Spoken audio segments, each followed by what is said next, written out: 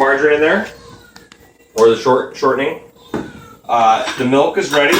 Like I said, you can use buttermilk, but I didn't have buttermilk, so I just used regular milk. I put a tablespoon of vinegar in there, stirred it, let it sit for 5 minutes, and it's basically ready. It's already starting to coagulate, but so you did a cup. If you're going to do it that way, you do a cup of milk, and then you add a tablespoon of vinegar. Once you do that, you measure it out. So you want 3/4 cups. So one, let's see here. So this is going to be 1/4 cup there. So we're going to do 3 of those. Okay, or I could just dump out and do it that way, but I'm not. I'm going to go ahead and measure it out myself. Okay, there's 1. Okay, now that we have that, we're wanting to mix it a little bit. Okay, and you can do this by hand. Okay, just mix the flour, and thicken up, and you just want to cut the milk in. You don't want to just dump it in all at once. I mean, you can, but it just makes it a little bit more difficult. So see, now it's all flaky. It's all flakied up.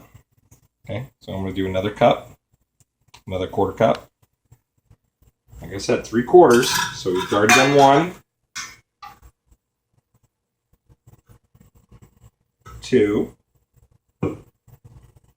Okay, now we got 2.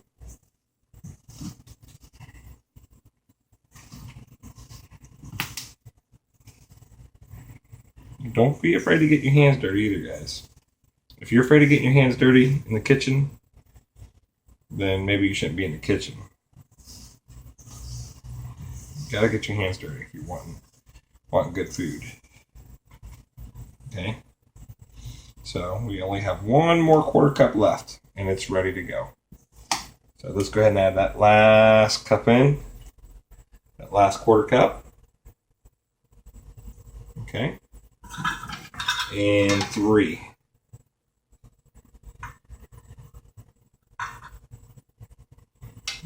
There we go. So there's 3/4 cups. The rest, you don't need it. Okay? So, now that we got that, okay, you just mix it up real good, and it becomes very doughy. Okay? And it's not going to be a fluffy dough, it's going to be a very hard dough. Okay? That's what you want. Let's get it going.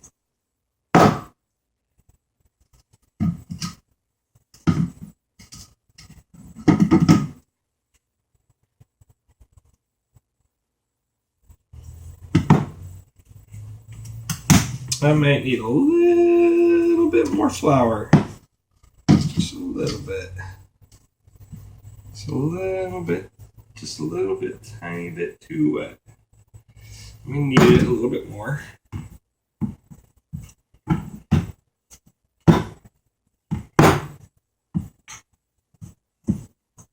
And so you want to do this while your chicken over there is cooking.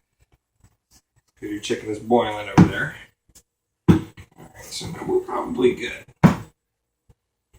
We'll probably just need a little bit more flour, but it's okay. Okay? And you kind of take it, you roll it, and you just fold it into itself. Okay? So it gets a good mixture. You can smell it, smells good. Okay. If you got any dough on your hands, you just kind of tap it off. Okay? Alright guys, so now that we got that done, basically you take the bowl that you're done with, okay? Now we have the dough, that's going to be the dumpling, okay? And you want to get your rolling pin out. So let's get a rolling pin. Where's the rolling pin at? Alright, fantastic. We got a rolling pin. It wasn't properly washed, but it's okay because there was only dough that was on it. So, now that we got that, you want to work with a clean countertop.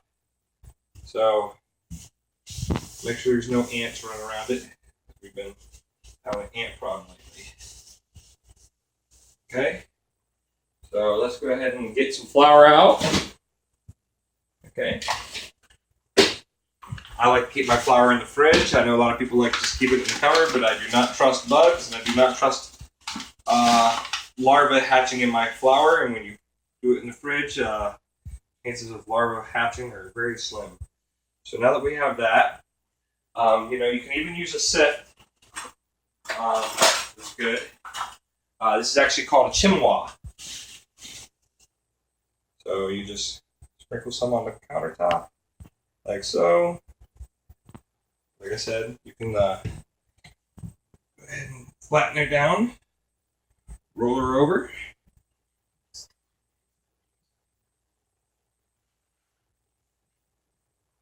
Okay. So you don't want to add too much dough or too much flour, because if you do that, it's just going to make it real flaky. You don't want a flaky dough. Okay? So after this, you just roll it out. Roll your dough out.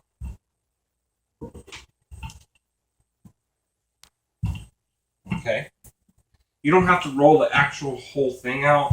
You can roll it as you go. I'll show you what I mean by that. So you can take this corner right here, just roll it out like so.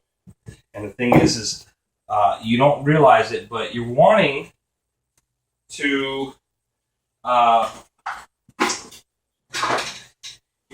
make these thin. A lot of people try to make these super thick. I can't stand a thick dumpling. It's the nastiest thing. I don't want to see a piece of dough, okay? And you want to have nice little squares, small little spots that fit on a spoon. You don't want to have anything major and big. So, that way your guests can enjoy it instead of going, oh my God, they feel like I'm just eating a bowl of dough. You want to have a good amount of chicken, a good amount of dough for chicken and dumplings. Okay?